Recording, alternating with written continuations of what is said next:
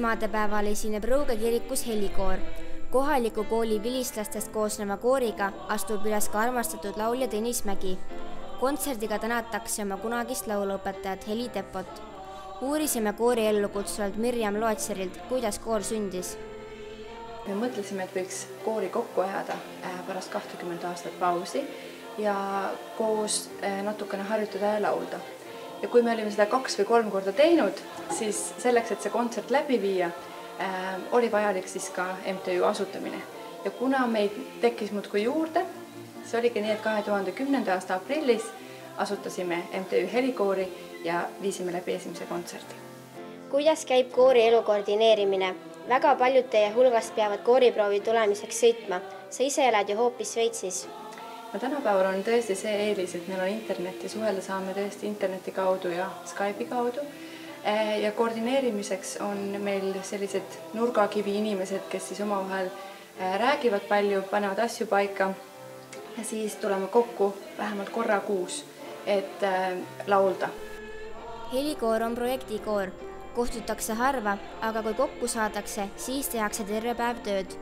Koori juhib Heli Tepo õpilane Jane Reiljan, kes hindab väga lauljate tahet koori töösse panustada. Janet aitab abidirigendina Irja Arop. Meil on natukene võib-olla selle võrra raskem proovides, et me eelmise proovi vahe see intervall kujuneb päris suureks ja läheb palju ka meelest ära. Aga kuna siin on nii tublid särasilmsed lauljad, kes teevad ka kodus palju tööd ilmselt nende nootidega, siis me saame hakkama. Minu jaoks on töö 2 dirigendiga koori juures tavapärane töötamise viis. Miks see hea on? Sellepärast, et töötempo on intensiivsem ja kiiresti saab rohkem asju läbi võtta. Sellel ajal, kui üks inimene töötab näiteks naistega, saab teine inimene meestele partiisid õpetada. Ja kui me kokku tööd teeme, siis sel ajal, kui üks on koori ees, on teine klaveridega ja toetamas. Ja seetõttu saavad laulud natuke kiiremini selgeks. Helikoor seob kunagisi Rõuge kooli vilistlasi, kes on laulnud legendaarse õpetaja Heli Tepo juhendamisel. Lauljatele on meelde jäänud tema õiglaselt range meel ja töökus ning tema süstitud laulupisik pole lauljatest kuhugi kadunud.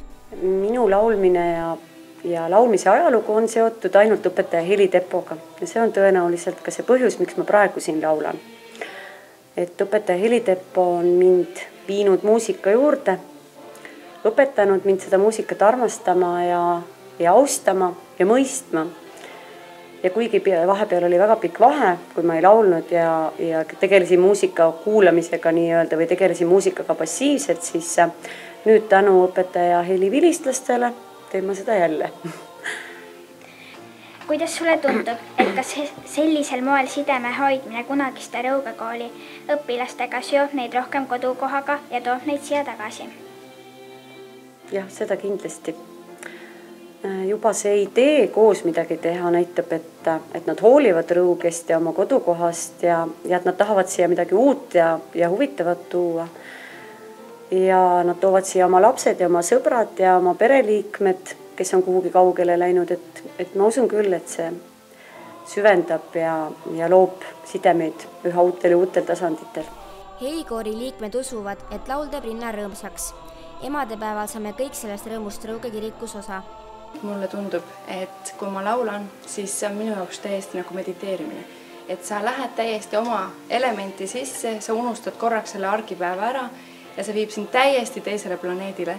Ja ma naudin just seda tasakaalu, et siis, kui ma laulmise proovi olen ära lõpetanud ja tagasi oma igapäevaste toimingute juurde asun, siis ma olen tegelikult täiesti väsinud. Et see on nagu selline tõeline trenn olnud. Aga samas mul on nii hea ja õnnelik olla ja see on ka selline asi, mida ma väga tihti autos teen, kui ma üksinda sõidan. Et ma arvan, et suurem osa helikoorist ei taha seda tunnistada võib-olla avalikult, aga nad on just sellised duši all lauljad või autos lauljad, kes oma energiat sealt kaudu jälle tangivad.